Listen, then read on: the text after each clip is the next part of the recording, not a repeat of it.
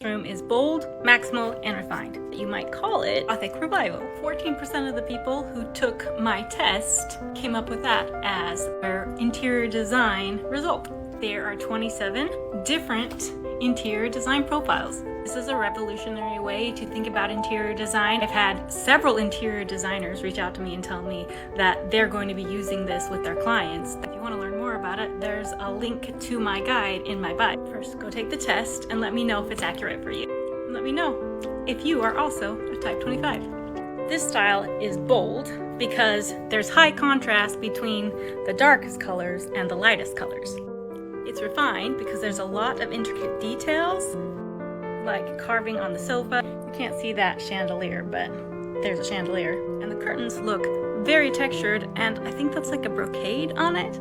This room was designed by Maddux Creative, and I just found it on the internet somewhere. Good job, Maddux Creative. This room is amazing.